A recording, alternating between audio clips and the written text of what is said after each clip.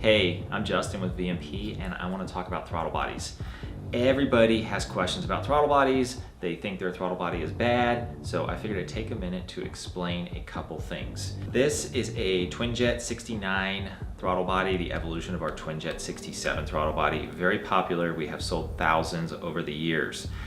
In its normal state, I'm going to show you this later. In its normal state, it is cracked open 7 degrees. This is the same amount of opening that a factory Twin 60 throttle body has. The ECU is looking for this, so we calibrate these throttle bodies the exact same way as factory, so the ECU sees that when you key on. I'll show you that in a minute. What causes the throttle body to crack open 7 degrees is what I call a spring-loaded stop screw. This is a plastic bolt that is hollow with a spring and a detent pin inside. So this sets both the closed blade position and then the spring and the detent pin push it open 7 degrees. Another important thing you should look for when you push the blade open, it should open to about 90 degrees there, a little bit past 90, and in actual operation on the car, the motor is going to control how far it opens, and that's actually a calibratable parameter in the ECU. So I'm holding it right now. When you let go, it should close to that 7 degree point. And this essentially is a properly working throttle body on the mechanical side of things. I talk a lot about our calibration and procedure. This is not adjustable. This is set at the factory. It is set based on 2 parameters. TPS voltage has to be right, and airflow leakage across the blades on a test stand has to be right.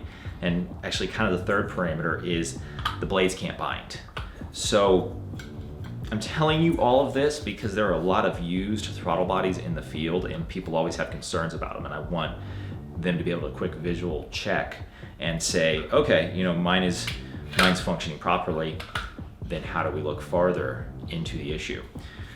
So you've seen the default position of 7 degrees, you've seen it open, you've seen it close. I talked about the spring inside here that pushes it open. This is the spring that closes it when you manually open it. This spring is just as critical.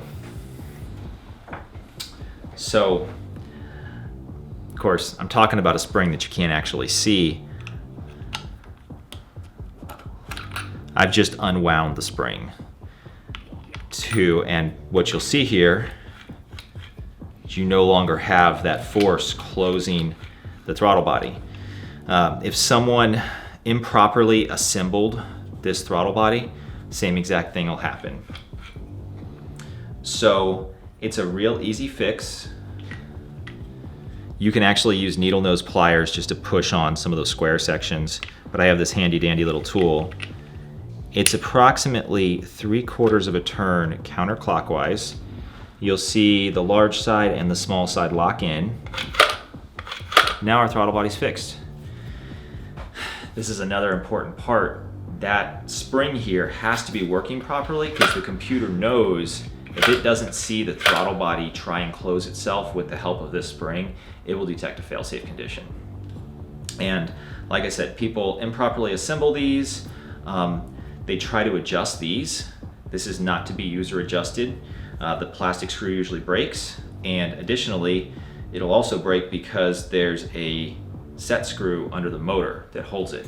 And like I said, these are very carefully calibrated at the factory for airflow leakage, throttle position, and they also install the blades at the same time, and they set it just right so the blades don't bind, because the computer will detect a binding blade and it will fail safe.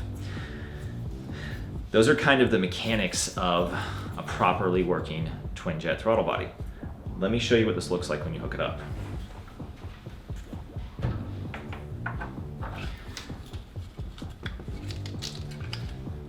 So this is the older G series. This is used on Gen 1 and older GT500s. It can be used on Gen 2 with a special adapter harness and some special parameters in the tune. I've got it hooked up to our test bench. I've got a data logger going. When you key on, the computer is going to close the throttle body for a second, and then it's going to move it back to like the rest position. So I'm going to key on, and that's its internal self-check. It's looking at TPS voltages, motor resistances, and things of that nature. And then this is another test you can do with your key on, engine off, have somebody sit in the car, push on the gas pedal, the throttle blade should open up. I've hit that 82 degrees is what you're generally going to see from this generation of throttle bodies. You can see it's almost 90. And you can do this all day long. This is a properly working throttle body. Over here on my data logger, you can see TPS 1 and 2. They flip-flop. Now, a lot of times, this sensor will have an issue where only one of the TPSs inside of it actuates. So basically imagine only having one of them working. The Gen 1 ECUs will tolerate this failure mode and not throw a failsafe. Gen 2s will always failsafe when they only have one working TPS. The good thing is, this TPS can be purchased at the auto parts store.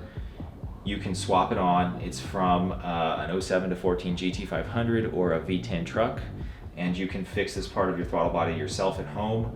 I did talk about voltage calibrations. That is usually going to be fine, and there is some ability for the computer to recognize key on voltages and calibrate itself basically in that respect. So it's an at-home repair you can do on these. Same thing goes for the motor. If you think you have a bad or burned out motor, you can get one off of a stock throttle body, swap it, install the spring the way I showed, and get yourself back on the road. Now, I did talk about how important the default angle was of the blades of 7 degrees, which is caused by this stop screw right here. This is one of our big single blade 163R throttle bodies. If you look at this thing very carefully, it's still got that ability to close itself, but when you push it, it doesn't really move much. We use an extremely soft spring in the spring-loaded stop screw, and that allows the motor to basically not have to work against the spring to close itself at idle. That is a critical design feature for these larger throttle bodies to be able to close and idle the car down to an acceptable idle RPM. Now, this does require special tuning. In the calibration, the default angle has to be set to 0. And you'll even have an intermittent issue. I'm going to simulate a key on right here, and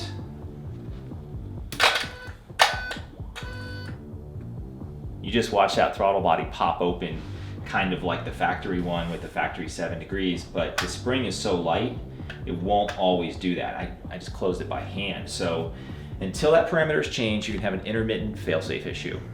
We do offer calibration and repair services for our throttle bodies. It's $200 if you want to send one in and have it rebuilt.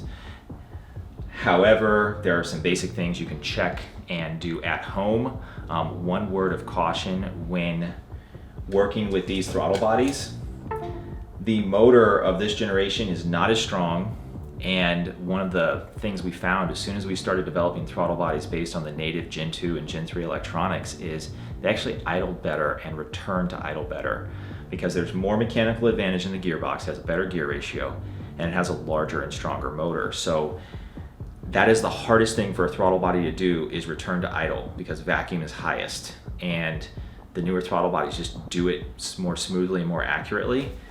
Even our twin blades can require some finesse in the tuning and in the torque tables to get them to return to idle and either not hang too high or not drop too low in stall.